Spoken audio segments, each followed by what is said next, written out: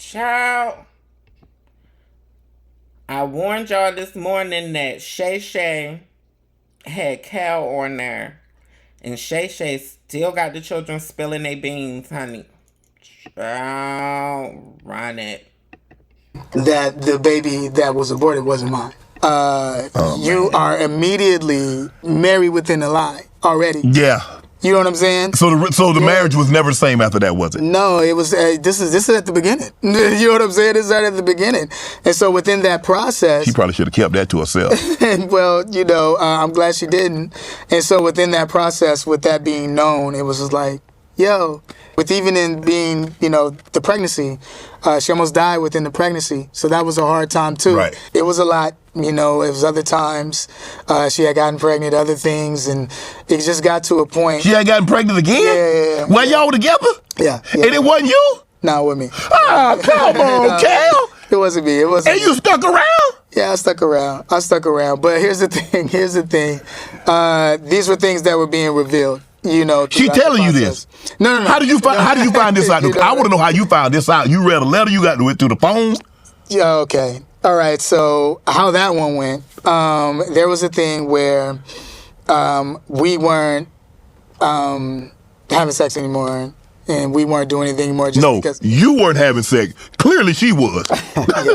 Yeah. It's just because of I knew what was going on. Right. And I was like, yo. What is even happening? You're not coming home. You're not doing all these different things. And y'all man, she not coming home. Yeah. But then this was, back then. Yeah. We praying for her now. It's all good. Yeah. But this was the process of what I was going through. Oh, right? yeah. And so now as this is going on, there was a time, get some more soda. Now I need something stronger than soda, Cal. You telling me that right here. Go ahead, brother. I mean, you had one. Yeah. You aborted that, but that wasn't yours. She told you. You didn't know. Yeah. You had one of your own, and she... Yeah, well, yeah. There was a situation where there was a guy, and I had a feeling, you know what I mean, that she was Did you know him? Talking to somebody. It was one of her friends that used to come over, right? And, I was working a lot, you know what I mean? So it was one of those situations. And so I was dropping off the kids, and, didn't go to work, and you know how I go. And so one day I decided where I was like, yeah, I'm going to take the car and just kind of like go searching. Where she might be, because she ain't come home. And so I got in the whip, went driving around, saw her whip, looked different, and I saw it, and I said at the hotel, I was like, yo, okay, this is a car at the hotel. I go to the lobby, you know what I mean, to go walk into the lobby. Turns out dude just come walking down the lobby about to go to the car, my car, and then she was driving, you know what I mean? And I'm like, oh, okay, what's up? Take me upstairs. Let's go to the elevator, let's go together. You know what I mean? And he's like, oh, okay, cool. You know what I mean? And we go up, we don't need to fight, let's go. Yeah. Because I already know what it is. Right. So we go up, of course she's surprised, within the room. And, we walk in, I walk in there and I'm just like, hey, okay, so this is what's going on. Okay, cool. You know what I mean? All right, and this is what you're doing? Okay, so, and I walk out, because I'm like, I'm not about to fight over someone that... she already made a decision. Yeah, you made your decision. Yeah. We done been through it. Did she come out and let me explain? Yeah. What did that explain? Offer without explanation. Explain. I'll go to the car. After I went to the car, then there was this... I was like, yo, I need to go back. And I went back because now I was like, well, I felt disrespected, so now I need to go do something. I'm going back, so then I'm going back up there. Cops came, everybody came up at that point. And I remember this cop told me, he said, hey, yo, I seen this type of woman, this situation. You need to get out of this situation. You know what I mean? You need to get out of this situation. Like a goofy, still stayed around. You know what I mean? We said we was trying to make it work for the kids. You know what I mean? Trying to make it work for the kids. But it just wasn't working out. You know what I mean? Trying to make it work. And she ended up getting pregnant by another guy. Now, how that situation happened was that I was at the hospital. She had a sickle cell trait. So she ended up, I'm thinking it's that. We go in there and the doctor comes in and says, yeah, so you lost the baby. And I was just like, hey, yo, what? You lost the baby? And I'm like, oh, I know that's not mine. And so I lost the baby and I'm like, okay, so she was pregnant at that time. And this was just like what was going on? You know what I mean? Within the relationship. That was rough, but then bro. it's also doing movies, doing TV shows, doing all these things as this is going on, not really telling anybody anything. Right. I wasn't telling my parents, telling my family what was going on. Right. You know, so now all these situations are happening, and I get to the point where I'm at, 2004. I get a phone call, and she's this guy, that she wants to be with, and I was just like, okay, yeah, y'all need to be together. You know what I mean? Like, let's do this. And I just felt like at that point it needs to be a reset button, just because I looked at my parents and how beautiful their relationship was, and how this relationship was not being that at all, and how what I thought marriage would be wasn't that at all. And then even just the navigation of this industry as well, and what was going on. And I just wanted to hit an off button at that point, and I felt like that was the answer. Right. At the Sun Hotel in Canada, on the other side of a balcony, I tell people, I heard something tell me, hey, yo, Kel, get into a room, lock the door, and get off this balcony. I know that was God now, but at that time, I said it was a person, but I know it was God that told me to do that. Honey, he said it was God that told him to leave his relationship with his wife, even after she had multiple pregnancies by other people. He said God has told him to leave. Cal, she was telling you to leave. If that was the case, she was telling you to leave. She was telling you to leave, and she was saying, thank you for being a provider. If your allegations are true, if what you're saying is true, because it's a coincidence that all of these multiple times that she done been pregnant by other men, none of these babies have survived. So that makes it your word against hers, Cal. And as a psychologist, I just want to remind everybody, staying for the kids, that's BS. That's BS. If you genuinely in your heart feel like you're staying for the kids, you are not doing the kids a favor. You are traumatizing the children. And this is going to cause them issues in developing romantic relationships and considering marriage in the future. A lot of people in my generation are so anti-marriage because they seen horrible marriage with their parents who stayed for the kids. A lot of people my age don't want to have kids because they don't want to feel obligated to be with somebody because of the kids.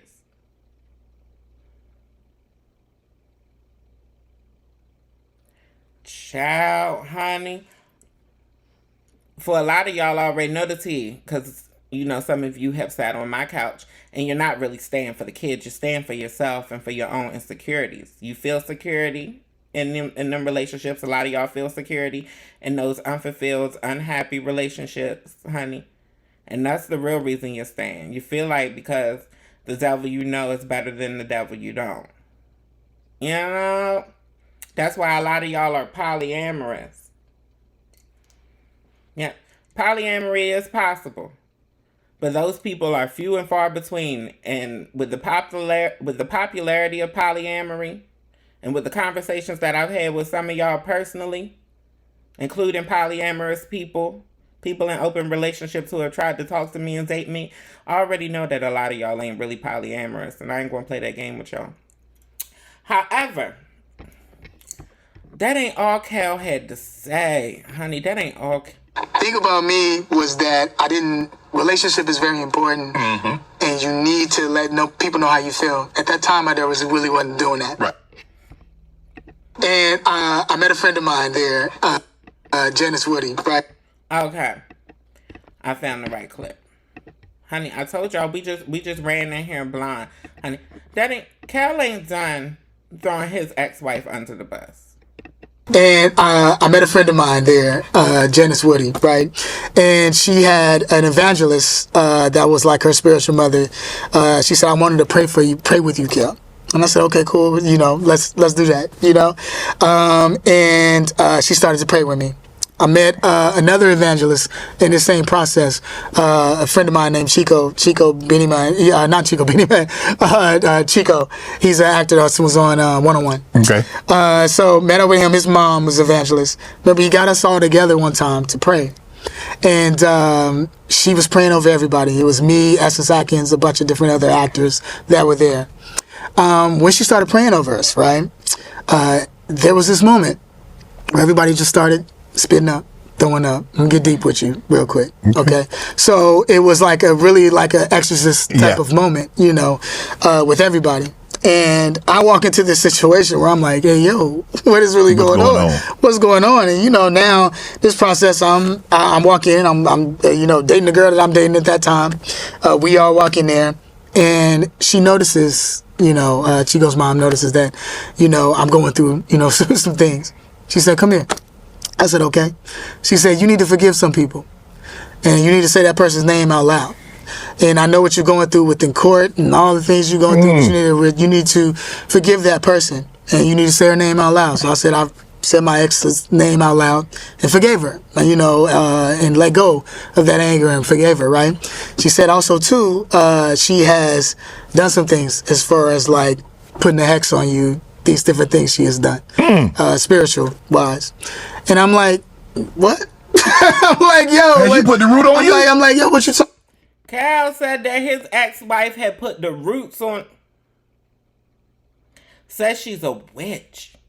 Honey, Cal. Well, I'm going to tell you a little thing that I know about Cal's ex-wife. Honey, she's a TikToker. She's a TikToker. Yes, we have something in common. I have something in common with Cal's ex-wife. She's a TikToker.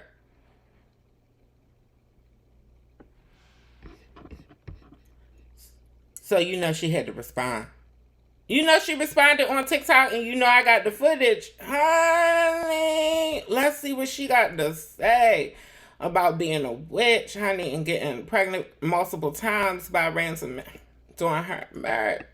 So I know everyone's waiting for a story time. So I'm just going to go ahead and just start with a story time. So, I was doing acting at the time that I met Kel. I actually met him on the set of Good Burger. I did not watch Kenan and Kel, and I think really that honestly played a lot into the reason why our marriage did not work. I mean, there were a lot of reasons why our marriage did not work out. But the main reason, I mean, one of the reasons I think is because don't ever get into a marriage with anybody who is insecure, right? So sometimes when you're with a guy who is, I don't know, insecure about themselves. So Kel is of the smaller statute. He's not an elf, but he's a little bit taller than an elf or a leprechaun. And so he always, you know, had a little bit of insecurity about that. He didn't like his teeth. He didn't like his eyes. He had to wear these Coke bottle glasses. And he held a lot of that inside of him. Now, these are things that I did not know about him. But I will say that I thought I checked off all the boxes. I was super religious, did not have sex until I was married or planning to be married, which is why I decided to have sex with Kel. And I became pregnant the very first time we had sex, which I don't know why I didn't think was possible, but hey, I was 18. I just didn't think that's how that worked. But hey, very surprised when it did, because that is how it works. Anyway, so this man has gone on Shay Shay, Club Shay Shay, and is just on there lying. And I'm just like, I don't even know why he wants to talk about me at all. Like, I just wouldn't even mention my name if I were him, especially because he still owes me over $3 million. And it's like, dude, where's my money? And that's all I care about. But I don't know. I really don't know why he does this. I think maybe he's bored with his new family persona that he's in, because, you know, narcissists, they like what they like, but they also like everything else, and they might not tell you exactly what they like. And that was also, you know, very surprising for me as a young person, because I think, like, you know what, you get married, you just stay married for the rest of your life. So I figured that I had to accept Kel for who he was, because he was my husband. But along the way, I realized that there were just some things that I could not accept. And once I stopped accepting those things that he wanted me to accept, that's when the man got completely psycho and crazy, and this really began the narcissistic nightmare that I'm still like, I hope people are realizing that this is why this is still trauma, right? Because still, so many years ago, this man is lying about abortions. I mean, just the fact that you're even lying about abortions is crazy. That's like really crazy work. But then also to state that because of these fake abortions, or because of cheating, because of me cheating, this man said he wanted to kill himself. I mean, just think about how narcissistic that sounds, right? Another thing is, and I want to clarify this very much. In the interview, Kel is acting like, we did not want our son and it was a secret. It was not a secret. It was never a secret. We wanted our son. He's the one who wanted me to get pregnant with the son. We told everybody. Both of our parents knew as soon as we found out that we were pregnant. And so there was no sneaking around. It was not a shock. Every single person knew, and he made it a point to make everybody know. So like, that's even crazy to me, because when this was happening, as soon as I found out that I was pregnant, he was so excited, and his parents, everyone was so excited, and we were all excited. So this is so strange to me, this version of events that he somehow now has. Honey, I can imagine what my face was giving when she was talking, because our girl is a kid. Well, I don't know if she's your girl, but she's my girl, because, honey, she's a key. She's a key. I'm going to show y'all just how much of a key she is. Honey, I didn't. Anyway. I didn't come here to play with you. That wasn't her only response. But I'm setting it up for y'all, because I knew it was some audio in here we weren't going to be able to play. Yeah, let me get this right before we finish. Did you know that all... Before we finish with her. Okay. Alright, that's all of her stuff. Honey. Chop. Now, before we go on to her next video, or the next little snippet I have, she does contradict herself. A lot of us, I should say, are getting comfortable using words publicly to vilify people. I don't think y'all be knowing the meaning to a lot of these words. Some of them I think are becoming, I call it trigger words, but I guess they're like trending words, and like narcissist is one of them. A narcissist, the true definition of a narcissist, if they are insecure, you're not going to know it.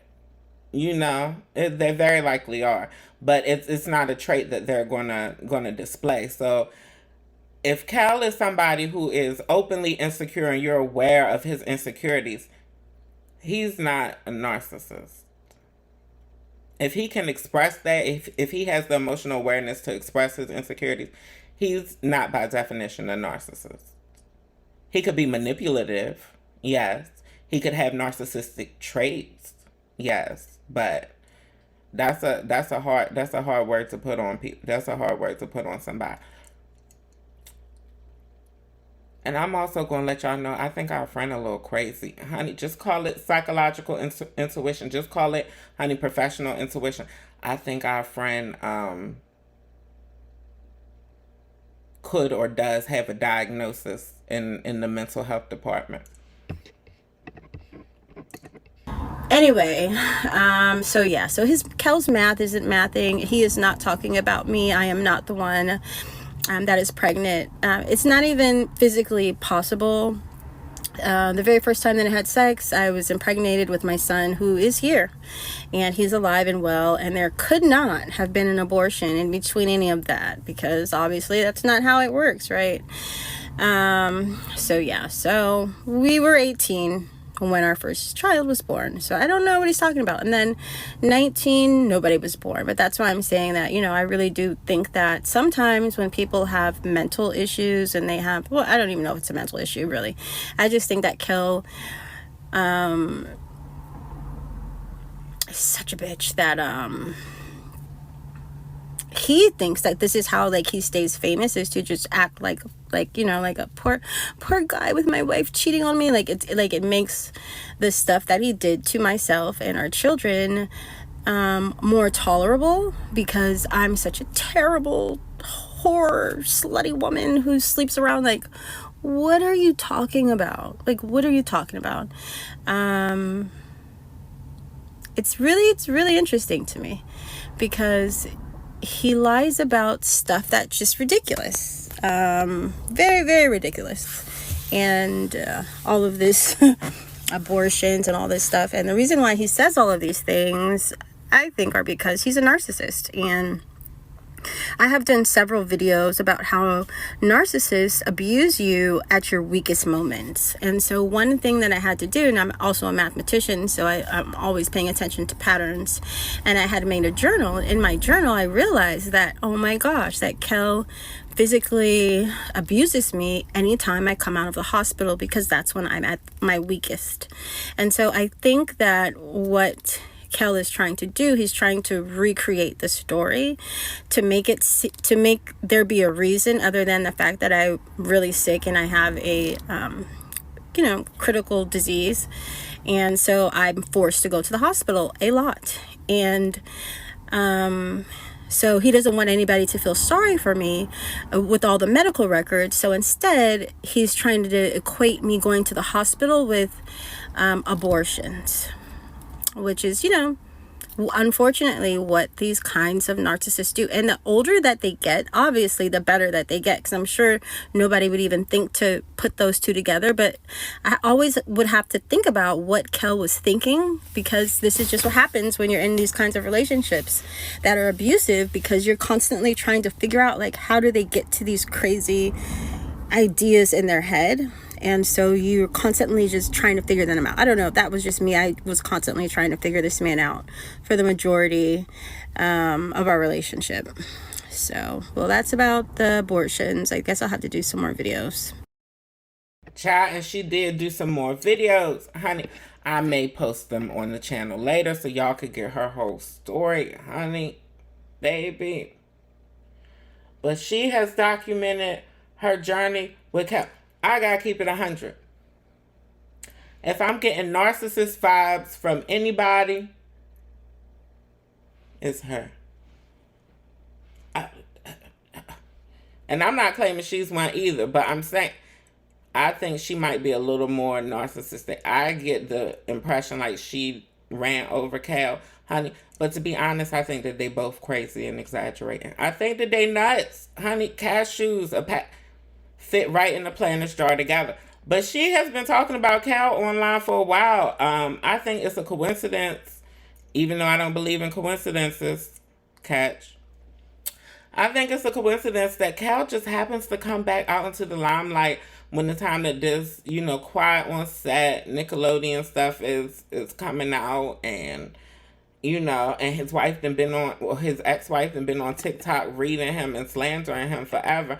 We had already talked about on this channel right here. Yep, the video is still available. We had already talked about her posting about her remembering when she had came home early to Nick Cannon wearing her cheerleading uniform, including the briefs, doing cheers on the bed for Kel. Remember, we had discussed that? And then she insinuates under it that he cheated on her.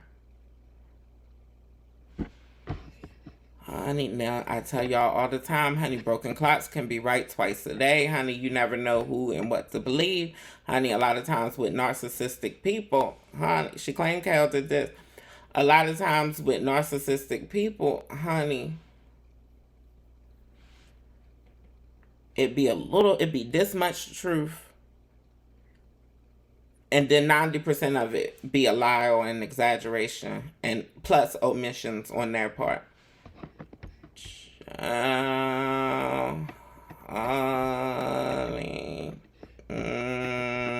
Yeah, she been hating Cal, honey. She been hating Cal on TikTok for a while.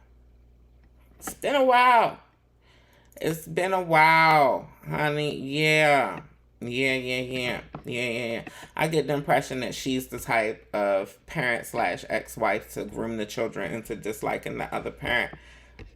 Call it intuition. Again, allegedly. Allegations. Yeah. Everything that I say is allegations regarding these people. Honey, I don't know none of them personally. I'm just giving you my professional intuition.